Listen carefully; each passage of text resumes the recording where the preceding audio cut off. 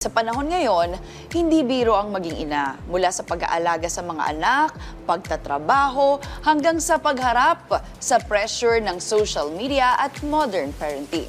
Kaya ngayong araw, pag-uusapan natin ang mga gabay at epektibong techniques para ma-survive at ma-enjoy ang motherhood. Makasama natin ang empowered woman who wears many hats, a female entrepreneur, advertising head, online influencer, at isang passionate breast milk donation advocate na si Micaela Jessa. Good morning and welcome back dito sa Rise and Shine Pilipinas. Good morning, Meiji and PP at sa ating mga ka-RSP. Good morning. Good morning. Welcome back.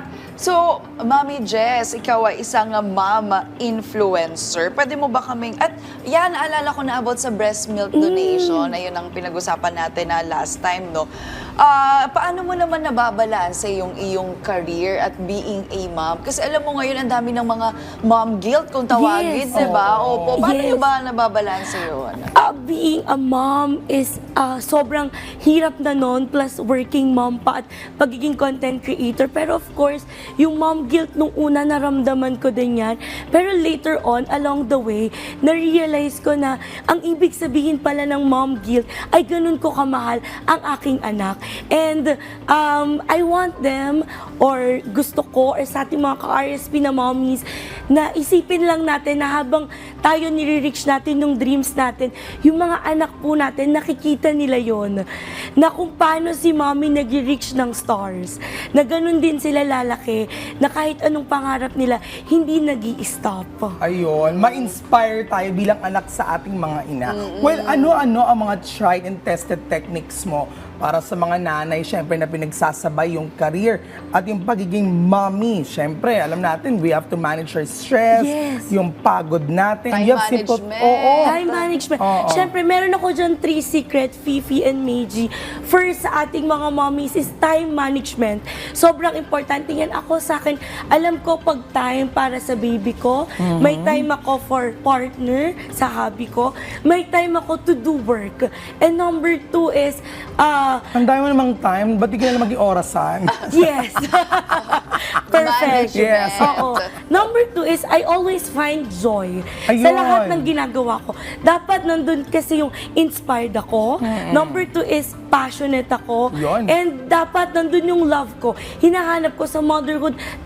Lagi dapat nag-spark ng joy para mabigay ko rin yung best ko. Ayun. Gusto ko yung spark, di ba? Hindi lang siya sa Spark first joy. love at first sight, kundi dapat patuloy mong binibigay at nasa iyo yan, di Oo. ba? Sabi nga nila, you can't give what you don't have. So, Ayun. kailangan yung cup mo, if you fill in mo din, para Bago ka makapagbigay. magbigay. Ayun. Sabi nga nila, you can't have all the consonants in your name, but you may have all the vowels in your name. Yes. Hindi, may sinabi kasi siyang gano'n, kaya tinuloy ko lang. Actually, walang perfect na ina. Ayun. At ang bahay, hindi kailangan ng perfectong ina. Ang kailangan ng bawat tahanan ay may masayang ina. Kasi Ayun. pag masaya ang ilaw ng tahanan, masaya ang bahay.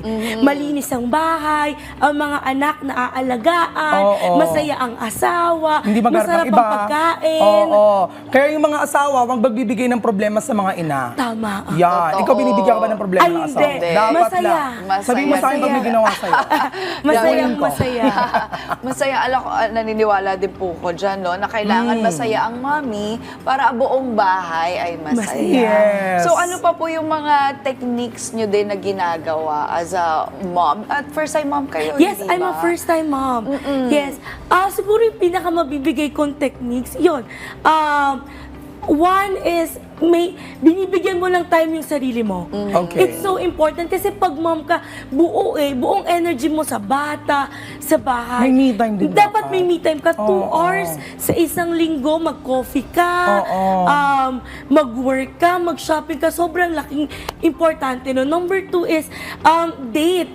Date sa partner mo, sa husband mo. Kasi siya yung katuwang mo sa buhay Masarap yung may katuwang sa buhay. Yung pagigising ka na 3 a.m., pwede bang ikaw na magtimpla sa bata? Ikaw na, yun, dapat align kayo sa ginagawa nyo. And number 3 is, dapat meron kang vision sa buhay.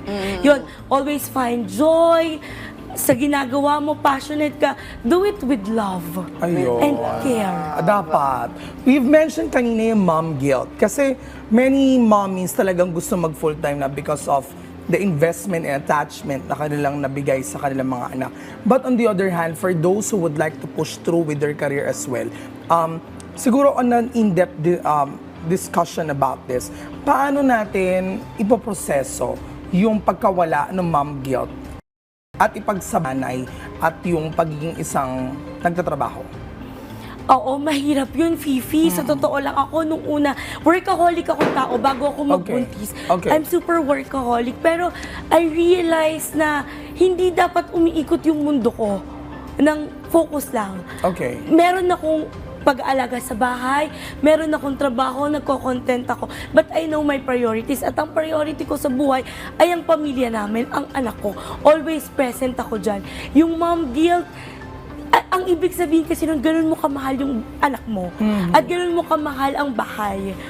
Pero later on, when you realize na kailangan ko to, ginagawa ko to para sa anak ko, and also I have responsibility din bilang isang mom content creator, I Okay. share family, about family, yung mga techniques, ayun, mas naaano ko sa sarili ko lang, I need to do it. Katulad ngayon, I am here today habang tulog sila sa bahay. Oo, so pag uwi mo, gising na sila, maghahanda ka na ng Hindi, breakfast. tulog pa, pero magluluto muna ako at mag-work. Ayun, napakasipag Grabe, naman. no? Time management and Yes. priorities. At saka ang ganda ng mga content na ginagawa niyo online. Ay, Dapat wow. ganon. Thank you. Thank Ayan. you. Ano naman masasabi mo sa mga nanay na feeling nila hindi sila sapat? Anong maipapayo mo no para ma-maintain no or magkaroon sila ng tiwala sa sarili at pagmamahal bilang sa kanilang ginagawa bilang ina? Kasi sa ating mga ina at ilaw ng tahanan na nakikinig, may kanya-kanya po tayong phase sa buhay. Ang phase ko ngayon, working mom, merong iba dyan naka-maternity leave, merong iba naman malalaki na yung anak, pwede na sila ulit mag-party o kahit anong gusto nila. May kanya-kanya po tayong phase sa buhay. Ang tangi ko po mapapayo is find joy sa ginagawa niyo ngayon and acceptance. Acknowledge, ito yung buhay ko ngayon. And then find joy, accept, and enjoy.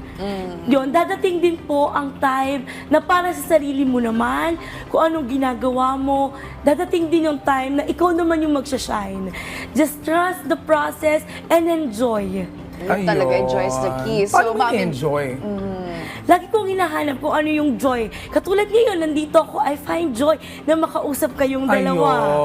Ayun. Oo. Alright, Mami Jessie, invite na natin ang ating mga ka-RSP para makita nila ang iyong joyful content. Ay, Ano bang thank iyong you, mga Meiji. accounts sa social Yan. media? Sa mga mommies dyan na gusto ng family travels, tips, yung mga ganyan, toddler moms, follow nyo lang po ako sa aking social media account at Micaela Jessa or Mommy Jess. Lalabas agad yan. Ayan, on that note, maraming salamat, Mommy Jess, for sharing your time, insights, and inspiring journey with us. Thank you. Ingat. Thank you!